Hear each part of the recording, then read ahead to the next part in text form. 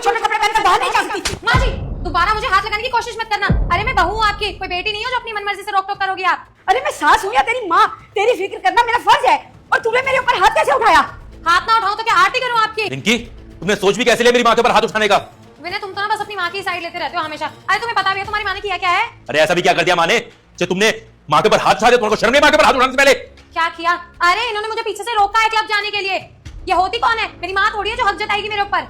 रिंकी एक बात ना कान खोल के सुन लो तुम, ये ना इस घर की मालकिन है, ये डिसाइड करेंगी कि इस घर के अंदर कैसे रहना कैसे नहीं रहना है। अगर माँ ने मना कर दिया ना कि तुम क्लब नहीं जाओगी तो फिर तुम क्लब नहीं जाओगी। एक बात को ना दिमाग में बिठा लेना तुम। देखो मैं रहूंगी तो अपनी मर्जी से रहूंगी, चाहे वो कोई भी हो, मैं किसी की बात नहीं मानने वाली। और मैंने पहले ही कह दिया था कि शादी के बाद मैं अपना लाइफस्टाइल चेंज नहीं करने वाली। अरे ठीक है मान लिया, हमने कहा था कि तुम्हारे को रोक टोक नहीं करेंगे, लेकिन एक चीज का तरीका होता है यार। अभी 2 दिन नहीं हुए शादी को और तुम ऐसे कपड़े पहन के क्लब जा रही हो, शर्म नहीं आती तुम्हें? थोड़ा टाइम तो रुक जाती ना। बेटा देख, तू ही देख, ये ऐसे छोटे छोटे कपड़े पहनकर बाहर जा रही है। आए दिन सुनने में आता है कुछ ना कुछ ऊंच नीच होती रहती है बच्चों के साथ। भगवान ना करे अगर इसके साथ भी कुछ हो गया तो हम क्या करेंगे बेटा? किसको मुंह दिखाएंगे? मैं तो बस इसीलिए इसे रोक रही थी कि अगर बाहर जाना है तो कम से कम ढंग के कपड़े पहनकर बाहर जाए। देखो मम्मी जी बात ऐसी है कि मैं अभी पहली बार क्लब नहीं जा रही हूँ, शादी से पहले भी जाती थी, हमेशा से जाती आई हूँ। तो आपको मेरी टेंशन लेने की कोई जरूरत नहीं है। मेरे को पता है कि मेरे को अपनी सेफ्टी कैसे रखनी है और मेरे साथ कुछ होगा ना तो मैं खुद देख लूंगी। आपको इसकी टेंशन लेने की कोई जरूरत नहीं है, माँ नहीं हो मेरी। अच्छा ठीक है, तू क्लब जा रही है ना, रात को कब तक वापस आएगी? आ जाऊंगी रात के 2-3 बजे तक। सुना तूने बेटे, रात को 2-3 बजे तक वापस आएगी, वो भी ऐसे छोटे छोटे कपड़े पहनकर। अगर आस पड़ोस वाले देखेंगे तो क्या कहेंगे? तरह तरह की बातें बनाएंगे वो। बेटा मैं तो सिर्फ अपने परिवार वालों की इज्जत बचाना चाहती थी, पर ये है कि मेरी बात ही नहीं सुन रही है। रिंकी शादी से पहले ना बात अलग थी, तुम अकेले रहती थी, लेकिन अब तुम्हारी शादी हो गई है, अब तुम मेरी बीवी हो और हम ना पूरा परिवार एक साथ में रहते हैं। अकेले नहीं रहते कि जैसा मन करेगा वैसे करोगी, जैसा मन करेगा वैसे कपड़े पहनोगी। हर चीज के तौर तरीके होते हैं और थोड़ा ना देखना पड़ता है, समाज है हमारे साथ में, समाज को देख के भी चलना पड़ता है। और मुझे देख लो ना, मैं भी हर चीज को एडजस्ट करके चल रहा हूँ ना। बहुत सारी चीजें होती है जो मेरा मन करता है मैं नहीं करता हूँ परिवार की वजह से, तो तुम्हें भी एडजस्ट करके चलना होगा, परिवार ऐसे ही चलता है।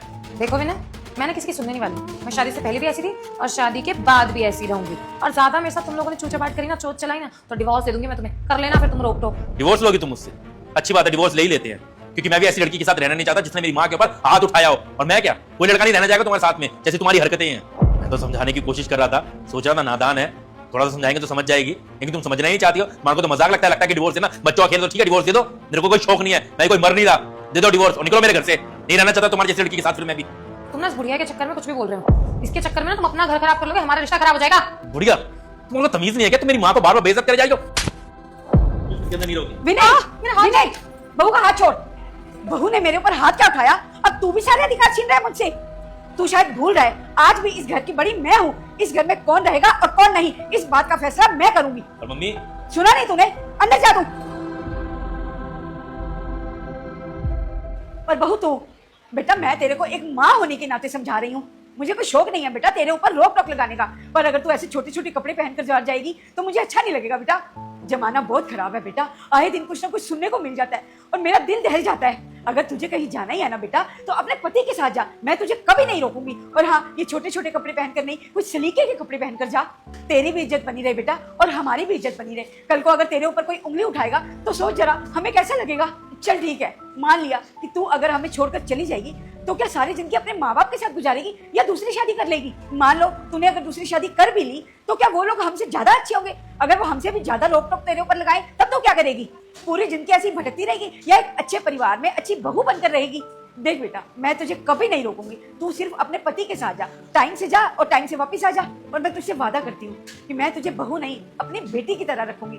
मेरा फर्ज था तुझे समझाना, अब जो तुझे अच्छा लगता है तू वो कर। अगर तू जाना चाहती है तो तेरे पीछे दरवाजा खुला है, बाकी जैसे तुझे ठीक लगे। ये घर तो तेरा है ही बेटा।